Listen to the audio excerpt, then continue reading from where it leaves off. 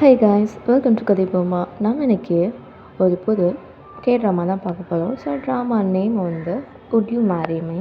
So drama basically எப்படின்னா, ஒரு contract relationship எப்படி ரியல் ரிலேஷன்ஷிப்பாக மாறுது அப்படிங்கிறது தான் இந்த ட்ராமாவில் வந்து பார்க்க போகிறோம். ஸோ ஃபஸ்ட்டு வந்து ஹீரோயினோட என்ட்ரி தான்.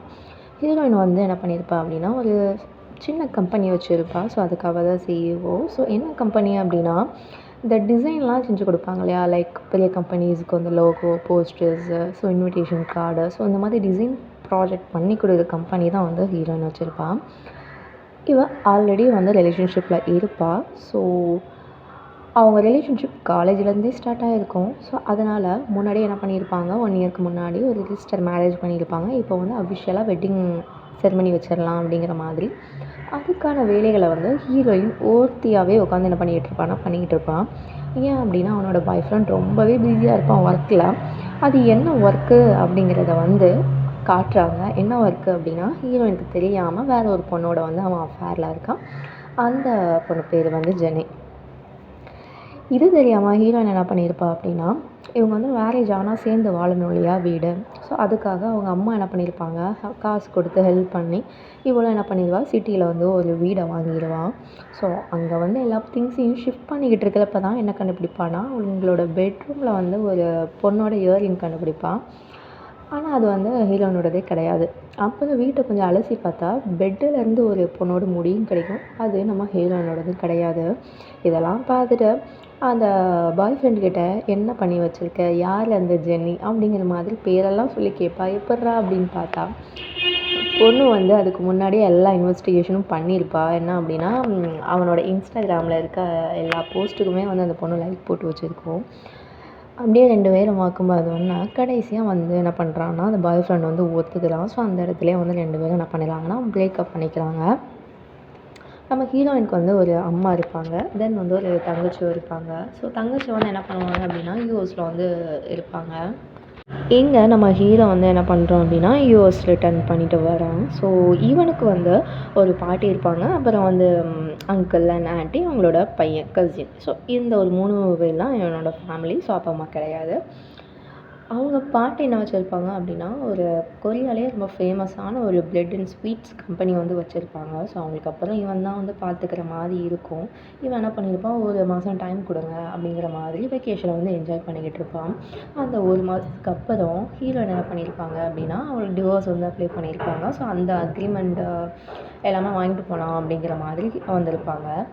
அவன் எக்ஸ் இல்லையா. ஸோ எக்ஸுக்குன்னா பயங்கர ஹாப்பியாக இருக்கும். ஜெனியோட வந்து ட்ரிப் போகலாம் அப்படிங்கிற மாதிரி பிளான் பண்ணிக்கிட்டு இருப்பாங்க. அதனால வந்து டிவோர்ஸ் ஆனது கூட ஒரு பொருட்டாக மதிக்காமல் அவன் ஓகே பாய், ஜாலியாக அப்புறம் பார்க்கலாம் அப்படிங்கிற மாதிரி எழுந்து போயிடுவான். இங்கே ஹீரோயின் அந்த பிரேக்கப் சோகத்தில் இருக்க, அதுலேருந்து ஃபுல்லாக கூட வெளியே வந்திருக்க மாட்டான். அப்போ தான் இன்னொரு விஷயம் தெரியும். என்ன அப்படின்னா, புதுசாக வந்து ஒரு வீடு வாங்கினா இல்லையா, அதில் வந்து ஏமாற்றிருக்காங்க அப்படிங்கிற மாதிரி. அந்த வீட்டோட உண்மையான ஓனர் வந்து அப்ராடில் இருப்பாங்க. வேறு யாரோ வீட்டோட ஓனர் அப்படின்னு சொல்லி இவளை நம்பி என்ன பண்ணியிருப்பாங்க, ஏமாற்றிருப்பாங்க. அதனால் இப்போ உண்மையான ஓனர் வந்து போலீஸ் ஸ்டேஷன் கம்ப்ளைண்ட் கொடுக்க, இவளுக்கு இப்போ வீடும் இல்லைன்னு ஆயிடுது. இவளுக்கு என்ன பண்ணனே தெரியாது. சரி, அவன்கிட்ட வந்து ஹெல்ப் கேட்கலாம் அப்படிங்கிற மாதிரி எக்ஸுக்கு வந்து கால் பண்ணுவான். பட் அவன் என்ன சொல்லுவான் அப்படின்னா, நமக்கு தான் பிரேக்கப் ஆயிடுச்சுல்ல, இப்போ உன்னோட பிரச்சனைலாம் நீ தான் பார்த்துக்கணும் அப்படிங்கிற மாதிரி சொல்லி வந்து கட் பண்ணி விட்டுருவான். இந்த சோகத்தில் ஹீரோயின் என்ன பண்ணுவான் அப்படின்னா, போய் குடிக்க பயங்கரமாக குடிச்சிடுவா. சரி, குடிச்சிட்டு நடந்து வரும்போது என்ன ஆகும் அப்படின்னா, ஹீரோ அந்த வழியாக தான் காரில் வந்துக்கிட்டு இருப்பான். அந்த காரில் போயில சரி அடிபட்டுருச்சு, ஹாஸ்பிட்டலுக்கு போகலாம் அப்படிங்கிற மாதிரி ஹீரோ ஹெல்ப் பண்ண வருவான். அந்த பேச்சுவாக்கில் அவனோட பேர் வந்து எப்படி இருக்கும் அப்படின்னா, எக்ஸோட பேர் மாதிரி சேமாக இருக்கும். 2 பேருக்கும் ஒரே பேர். இதை கேட்குறவ குடிபோதையில் இருப்பாள் இல்லையா, போட்டு ஹீரோவை போட்டு நல்லா புரட்டி எடுக்க, அந்த சண்டையில் என்ன ஆகிரும், ஹீரோயின் வந்து ஒரு கள்ளிச்செடி மேலே போய் உட்காந்துருவான். சரி, நம்மளால தான் ஆச்சு அப்படின்னு சொல்லிட்டு ஹீரோவும் என்ன பண்ணுவான் அப்படின்னா, ஹாஸ்பிட்டலுக்கு வந்து கூட்டிகிட்டு போவான். அந்த ஹாஸ்பிட்டலில் தான் வந்து ஹீரோவோட சைல்ட்ஹுட் ஃப்ரெண்டு வந்து டாக்டராக அந்த பொண்ணு வந்து ஒர்க் பண்ணிக்கிட்டு இருக்கோம். ஸோ அந்த பொண்ணுக்கு வந்து நம்ம ஹீரோ மேலே ஒரு ஒன் சைடாக க்ரஷ் இருக்குது. அதனால் இவன் ஒரு பொண்ணை கூட்டு வந்த உடனே, என்னடா பொண்ணெல்லாம் கூட்டு வர, கேர்ள் ஃப்ரெண்டா அப்படிங்கிற மாதிரி துருவி வந்து விசாரிக்கிறான். இதை பார்த்துட்டு இருக்கும்போது அங்கே ஹீரோயின் வந்து தனியாக நடந்து போகிறத பார்த்த உடனே, சரி நான் அவளை வந்து ட்ராப் பண்ணிடுறேன் அப்படிங்கிற மாதிரி சொல்லிவிட்டு ஹீரோ வந்து என்ன பண்ணுறான், ட்ராப் பண்ணுறதுக்கும் வந்து ஹெல்ப் பண்ணுறான். இன்னொரு சைடு ஒரு பியூட்டி ப்ராடக்ட் கம்பெனி வந்து என்ன பண்ணுறாங்க அப்படின்னா, ஒரு லக்கி ட்ரா வந்து கண்டக்ட் பண்ணுறாங்க. ஒரு வேளை யாராவது வந்து வின் பண்ணிட்டாங்க அப்படின்னா, அவங்களுக்கு வந்து ப்ரீமியம் விவிஐபி லக்ஸா ஒரு வில்லா வந்து லக்ஸூரியஸ் வில்லா வந்து கிஃப்ட்டாக வந்து கிடைக்கும். ஸோ ஆனால் வந்து அது ஆக்சுவலாக வந்து ஒரு ஆல்ரெடி அந்த வீட்டை வந்து ஒரு ஆளுக்கு கொடுக்கணும்னு அவங்க நினச்சிருப்பாங்க. ஸோ அது வந்து ஒரு லக்கி ட்ரா மூலியமாக கொடுத்தா பெருசாக வெளியே தெரியாது அப்படிங்கிறதுக்காக தான் இந்த திங்கையே வந்து ஆர்கனைஸ் பண்ணியிருப்பாங்க. ஆனால் அந்த கம்பெனியோட சிஇஓ வந்து ஒரு ஸ்பாயில்டு பிராட்டு. ஸோ அவன் என்ன பண்ணுவான் அப்படின்னா, லக்கி ட்ராவில் வந்து சீட்டு குலுக்கியை போட்டு எடுப்பாங்க இல்லையா, அதில் வந்து என்ன பண்ணிடும், அவங்க யாருக்கு கொடுக்கணும்னு நினச்சாங்களோ அந்த ஆளோட பேர் வந்திருக்காது. யாருக்கு வந்திருக்கும் அப்படின்னா, நம்ம ஹீரோயினுக்கு வந்து வந்திருக்கும். ஸோ அந்த சிஇஓ வந்து ஸ்பாயில்டு பிராட் இல்லையா, இவன் பண்ணக்கூடிய தப்புகள் எல்லாத்தையுமே அவனோட செக்ரட்டரி தான் என்ன பண்ணுவான் அப்படின்னா கிளியர் பண்ணிக்கிட்டு இருப்பான். அதுக்காகச்சும் அவன் வந்து மதிப்பானான்னு பார்த்தா சுத்தமாக கிடையாது. ரொம்பவும் அடிமட்டத்தனத்துக்கு வந்து நடத்துவான். இப்போது லக்கி ட்ராவில் ஹீரோயினுக்கு வந்து அந்த வீடு வந்திருக்கு இல்லையா, ஸோ அதனால் அவங்க என்ன பண்ணுவாங்க அப்படின்னா, அவளுக்கு கால் பண்ணி இன்ஃபார்ம் பண்ணுவாங்க. ஆனால் வந்து வீடு வாங்க வரப்போ அவங்களோட ஹஸ்பண்டோட தான் வரணும் அப்படிங்கிற மாதிரி ஒரு கண்டிஷனும் போட்டிருப்பாங்க. ஸோ அவங்க வந்து கப்புள்ஸாக இல்லை அப்படின்னா இந்த ப்ரைஸ் வந்து வேலிடாக இருக்காது அப்படிங்கிற மாதிரி ஒரு கண்டிஷனும் இருக்கும். கம்பெனி சைடில் என்ன பண்ணுவாங்க அப்படின்னா, இந்த ப்ரைஸ் எப்படியாவது கட் பண்ணிடணும், இன்வாலிட் ஆக்கிடணும் அப்படிங்கிற மாதிரி ரீசனாக தேடிக்கிட்டு இருப்பாங்க. பட் இங்கே தான் பெருசாக ஒரு டிவோர்ஸ் கேஸ் ஆகிருக்கும் இல்லையா. ஸோ ஹீரோலாம் என்ன பண்ணுவோம் அப்படின்னா, அந்த டிவோர்ஸ் ஃபார்மை வந்து சப்மிட் பண்ணியிருக்க மாட்டாள். ஸோ வீட்டில் தான் இருக்கும். அதனால் ஸ்டில் வந்து அவன் மேரிட் அப்படிங்கிற மாதிரி தான் கவர்மெண்ட் ரிஜிஸ்ட்ரேஷனில் இருக்கும். ஸோ அதனால் என்ன பண்ணிக்கலாம் அப்படின்னா, இவன் வந்து போய் வாங்கிக்கலாம். அதனால் நான் வந்து வாங்கிக்கலாமா அப்படிங்கிற மாதிரி கேட்பான். பட் என்ன சொல்லிடுவாங்க, கண்டிப்பாக ஹஸ்பண்ட் அவங்க கூட வந்தால் தான் வந்து உங்களுக்கு வந்து அந்த வீட்டை வந்து கிஃப்ட் பண்ணுவோம் அப்படிங்கிற மாதிரி கண்டிஷன் வந்து போட்டிருப்பாங்க. ஸோ இவளும் என்ன பண்ணுவான் அப்படின்னா, ஒரு பெரிய வில்லாவாச்சு அப்படிங்கிற மாதிரி அவன் எக்ஸுக்கு வந்து கால் பண்ணுவான். அவன் என்ன பண்ணுவான்னா, ஜெனியோட வந்து அப்ராட் ட்ரிப்பில் வந்து இருந்துகிட்ருப்பான். அதனால இவ கால் பண்ணுறது என்ன பண்ணுவான்னா எடுக்கவே மாட்டான். அந்த டைமில் தான் என்ன ஆகும் அப்படின்னா, இவளோட காண்டாக்டில் வந்து நம்ம ஹீரோவோட நம்பர் வந்து சேவ் ஆகிருக்கும். 2 பேருக்கும் சேம் பேர் இல்லையா. அப்போ வந்து ஹீரோனுக்கு வந்து ஒரு ஐடியா வருது.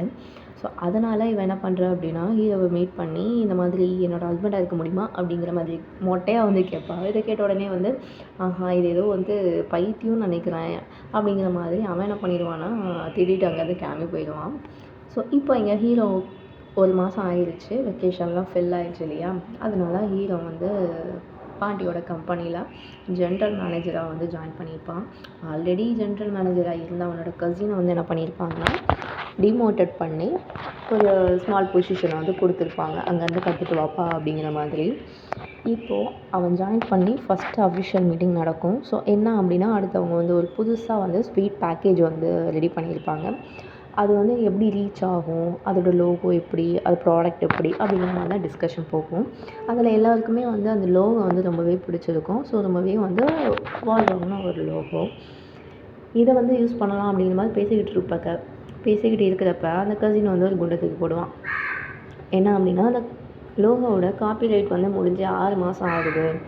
காப்பிரைட்டே வாங்காமல் எப்படி வந்து நீங்கள் இவ்வளோ பெரிய லெவலில் வந்து ப்ரொடக்ஷனும் ரெடி பண்ணி வச்சுருக்கீங்க அப்படிங்கிற மாதிரி கேட்க, ஆக்சுவலாக முன்னாடி அவன் தான் அந்த பொசிஷனில் இருந்திருப்பான். ஆக்சுவலாக அவன் தான் என்ன பண்ணியிருக்கணும் அப்படின்னா, காப்பிரைட்டை எக்ஸ்டெண்ட் பண்ணியிருக்கணும். இப்போ பொசிஷன் மாறினால அந்த குண்டை தூக்கி ஹீரோ மேலே போட, இவனும் சரி நாங்கள் காப்பிரைட் வாங்குகிறோம் அப்படிங்கிற மாதிரி சொல்லிட்டு அந்த மீட்டிங்லேருந்து வந்துடுவான். ஸோ வெளியே வந்தவங்க கிட்ட உன்னால் காப்பிரைட் வாங்க முடியலன்னா பதவியை ராஜினாமா பண்ணிக்கிறியா அப்படிங்கிற மாதிரி இவங்களுக்குள்ளே ஒரு டீலிங் போட்டிருப்பாங்க.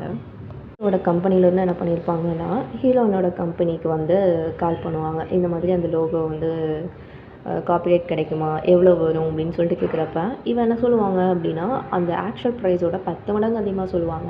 ஏன் அப்படின்னா, கொஞ்ச நேரத்துக்கு முன்னாடி தான் அந்த கசின் வந்து கால் பண்ணி, இந்த மாதிரி இந்த கம்பெனிலேருந்து ஒருத்தவங்க உங்களுக்கு கால் பண்ணுவாங்க, நீங்கள் வந்து நார்மல் ப்ரைஸோட 10 மடங்கு அதிகமாக சொல்லுங்கள் அப்படிங்கிற மாதிரி இன்ஃபார்ம் பண்ணியிருப்பான். இவங்களும் அதனால் ஓகே கண்டிப்பாக அவங்க வாங்க தான் செய்வாங்க அப்படிங்கிற மாதிரி 10 டைம் அதிகமாக இன்க்ரீஸ் பண்ணால் அங்கேருந்து ரிட்டன் கால் வராது. அச்சச்சோ அந்த ஆஃபரை விட்டுட்டோமே அப்படிங்கிற மாதிரி எங்கே ஃபீல் பண்ணிக்கிட்டு இருப்பாங்க. இந்த சைடு ஹீரோயின் என்ன பண்ணுவான் அப்படின்னா, இவன் வந்து எக்ஸ் தான் ஃபோன் எடுக்கல, சரி அவங்க வீட்டில் போய் பார்க்கலாம் அப்படிங்கிற மாதிரி வீட்டுக்கு போய் பார்ப்பான். ஸோ எக்ஸுக்கு வந்து ஒரு அம்மா வந்து ஒரு தங்கச்சியும் இருப்பான். அங்கே போய் பார்த்தா அவங்க வந்து எக்ஸை விட பயங்கரமாக அவளை இன்சல்ட் பண்ணி என்ன பண்ணி வச்சாங்க, அனுப்பிச்சி விட்ருவாங்க. இவளும் ஓகே நம்ம முடிஞ்ச அளவுக்கு ட்ரை பண்ணிட்டோம், இது கண்டிப்பாக முடிஞ்சிருச்சு நம்மளுக்குள்ள அப்படிங்கிற மாதிரி அவள் வெளியே வரா. அந்த டைமில் அவளுக்கு கால் வரும், இந்த மாதிரி இந்த கம்பெனிலேருந்து நெகோஷியேஷனுக்கு வந்து கூப்பிட்ருக்காங்க, இப்போ உன்னால் போக முடியுமா அப்படின்னு சொல்லிட்டு. இவளும் சரிடி போகிறேன் அப்படிங்கிற மாதிரி அந்த கம்பெனிக்கு போய் பார்ப்பா. இந்த மாதிரி தான் அவங்களோட செகண்ட் மீட்டப் வந்து நடக்கும். ஸோ ஹீரோவை பார்த்த உடனே ஹீரோயின் வந்து அவன் வந்து ஒரு கண்டிஷன் சொல்லுவான். என்ன அப்படின்னா, நீங்கள் இந்த காப்பி ரைட்டை மட்டும் நார்மலான ப்ரைஸ்க்கு எங்களுக்கு கொடுத்தீங்க அப்படின்னா அடுத்து இருக்கக்கூடிய டிசைன் ப்ராடக்ட் எல்லாமே உங்கள் கம்பெனியோடய நாங்கள் டைப் வச்சுக்கிறோம் அப்படின்னு சொல்லிட்டு. இவளும் கேட்ட உடனே ஓகே எனக்கு சம்மதம், அக்ரிமெண்ட் எங்கே சைன் பண்ணணும் அப்படிங்கிறவா. இதை கேட்டோடனே அவங்களுக்கு வந்து ரொம்பவே வந்து ஆச்சரியமாக இருக்கும். என்னடா நெகோஷியேஷனுக்கு கூப்பிட்டா என்ன இப்படி கேட்டோடனே ஒத்துக்கிட்டாங்க அப்படிங்கிற மாதிரி. ஹீரோயினும் வந்து அவங்க அசிஸ்டண்ட்டை கொஞ்சம் வெளியே இருக்கீங்களா, உங்கள் பாஸோட நான் பர்சனலாக பேசணும் அப்படிங்கிற மாதிரி அனுப்பிச்சி வச்சுட்டு, இன்னும் அந்த ஆஃபர் வந்து வேலிடாக தான் இருக்குது. இப்போது உனக்கும் வந்து என்னோடய கான்ட்ராக்ட் வந்து தேவைப்படுது, எனக்கும் நீ வந்து ஹஸ்பண்டாக நடிக்க தேவைப்படுற, இந்த டீல் நம்ம முடிச்சுக்கலாமா அப்படிங்கிற மாதிரி கேட்பா. ஹீரோ வந்து நீ வந்து என்னை ஸ்கேம் பண்ண கூப்பிட்ற, உனக்கு அது புரியுதா, மாட்டினா எவ்வளோ பெரிய பிரச்சனை ஆகும்னு தெரியுமா அப்படிங்கிற மாதிரி முடியாதுன்னு சொல்லுவான். எனக்கு இந்த டீலே வேண்டாம் அப்படின்னு கிளம்புறப்ப தான் அவனோட கசின் சொன்ன வார்த்தைகள் வந்து ஞாபகம் வரும்.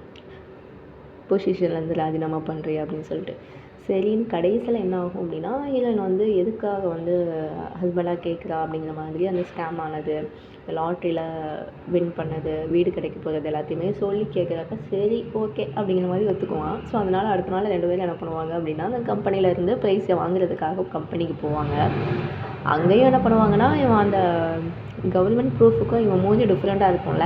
ஆக்சுவலாக யாரோட ஆதார் கார்டில் இருக்க மூஞ்சும் அந்த பர்சனோட மூஞ்சும் சேமாக இருக்காது, அதே தான் இங்கேயும். அதனால் அவங்க என்ன பண்ணுவாங்க அப்படின்னா, அந்த கல்யாண ரிலேட்டடாக ஆனால் வந்து சில கொஷின்ஸ்லாம் வந்து கேட்பாங்க.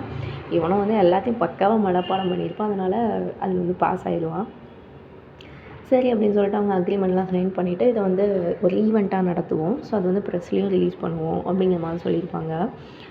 இது இந்த 2 பேருக்குமே தெரியாது. என்னது ப்ரெஸ்ஸில் ரிலீஸ் பண்ண போகிறீங்களா அப்படிங்கிற மாதிரி ஹீரோ சடனாக யோசிச்சு என்ன சொல்லுவான் அப்படின்னா, நான் வந்து அப்ராட்லேருந்து வரேன், என் கூட வந்து ஒரு பேசஞ்சருக்கு வந்து கொரோனா, ஸோ அதனால் எங்கள் எல்லாத்தையும் வந்து குவாரண்டைன் பண்ண சொல்லியிருக்காங்க அப்படின்னு சொல்லிட்டு சொல்ல, அந்த சேல்ஸ் ஆஃபீஸரும் ஓகே என்ன பண்ணலாம் அப்படிங்கிற மாதிரி செக்ரட்டரிகிட்ட கேட்பான். ஸோ அவன் என்ன சொன்னால் சரி மாஸ்க் போட்டுட்டு பண்ணுங்க அப்படிங்கிற மாதிரி சொல்ல, இவனும் என்ன பண்ணுவாங்கன்னா மாஸ்க் போட்டுட்டு ஃபோட்டோக்கெல்லாம் போஸ்ட் கொடுத்துருப்பாங்க.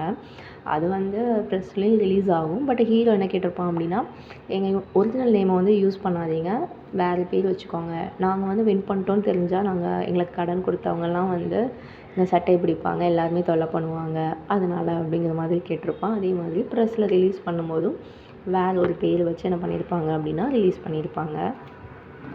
இப்போ அவங்க கையில் வந்து வீட்டோட சாவியும் கொடுத்துட்டு வாங்க வீட்டை வந்து பார்க்க போகலாம் அப்படிங்கிற மாதிரி, அது கம்யூனிட்டியில் தான் அந்த வில்லா இருக்கும், அவங்களோட கம்யூனிட்டி தான். ஸோ அதில் அந்த வீடை காட்டலாம் அப்படிங்கிற மாதிரி 2 பேர்த்தையும் என்ன பண்ணுவாங்க அப்படின்னா கூட்டிகிட்டு போவாங்க.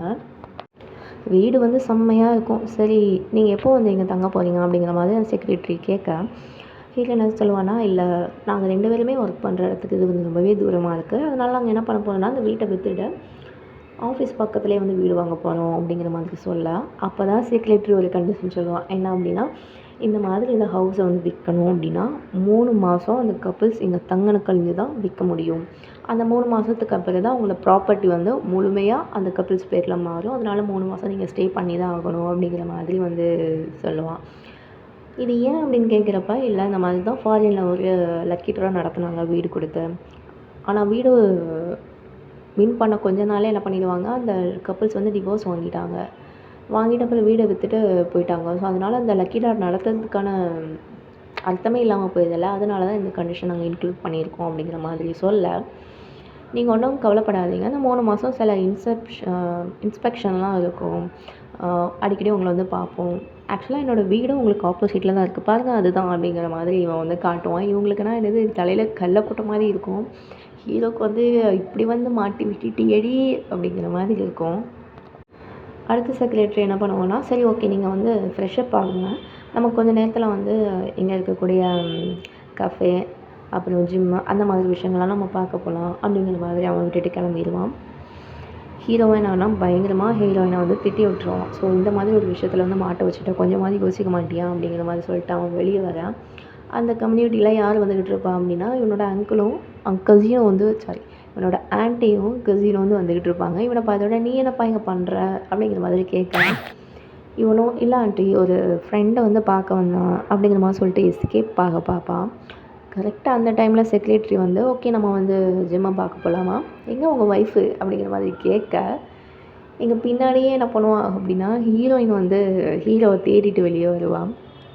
இப்போது ஹீரோ அவனோட ஒய்ஃபாக நினைக்கக்கூடிய ஹீரோயின், அந்த செக்ரட்டரி, இதெல்லாம் தெரியாத ஆன்ட்டி அண்ட் கசின் எப்போதா இவனை காலை வாரி விடலான்னு வெயிட் பண்ணுறவங்க எல்லாத்துக்கு நடுவில் மாட்டிக்கிட்ட ஹீரோ. இவனோட நிலமை என்ன ஆச்சு அப்படிங்கிறத அடுத்த எபிசோடில் பார்க்கலாம். Have a nice day guys.